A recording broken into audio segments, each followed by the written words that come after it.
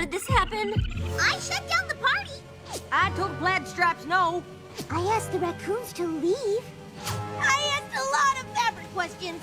Just like I thought Rarity would want. Wait, did they just give away the ending? No, darlings. Please, no spoilers. But the preview just... No spoilers! Okay!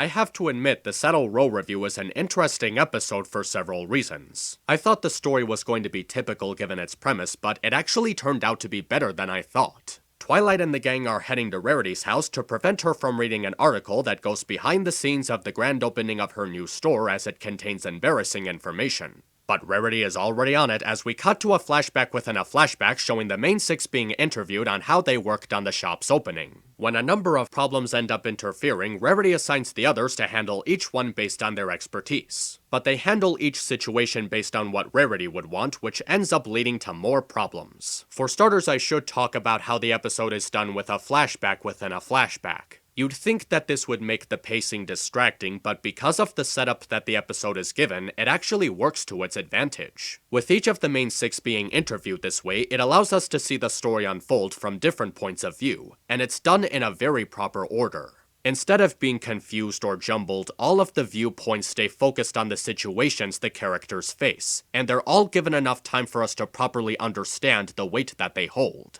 And it's pretty impressive that this episode continues the subplot that was featured in The Gift of the Maud Pie. In some ways, this makes The Gift of the Maud Pie better because instead of just being something that happens in the background, it's being used to tell a story later down the road. Aside from that, the humor's pretty good too.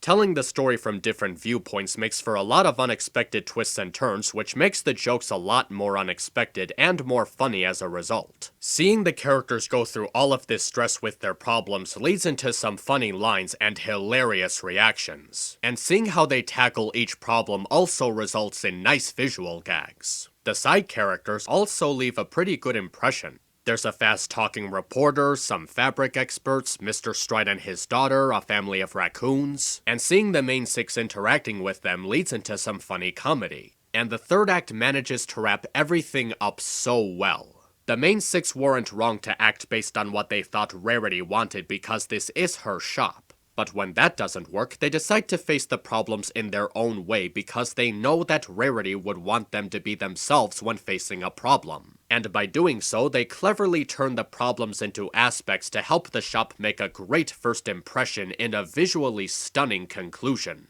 Everything from the glamour to the design and lighting and even the glow off of everything on screen, it's all so captivating. If I could say one thing about the episode that doesn't work, it would have to be the newspaper reading scenes. Everything clearly worked out in the end, and the characters know this since this all takes place in a flashback, so why would they be worried about what Rarity sees in the article? On top of that, they give away a bunch of exposition that spoils what happens later on, which makes the episode feel more predictable. I think these scenes could have easily been cut out or tweaked in some way and then moved to the ending so that they wouldn't come across as pointless filler. But it's a very small complaint towards an otherwise fun episode. The Saddle Row review is a surprisingly fun episode that delivers good amount of entertainment for its seemingly typical premise. And it's one Season 6 episode that I look forward to seeing again sometime soon. MisAnthro Pony, over and out.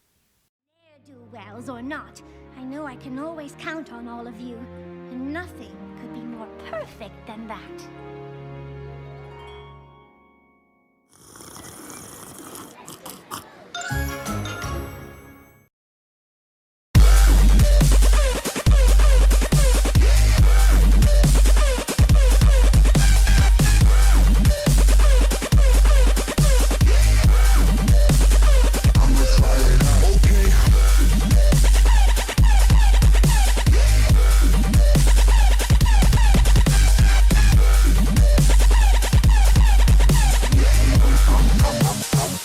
Try it out.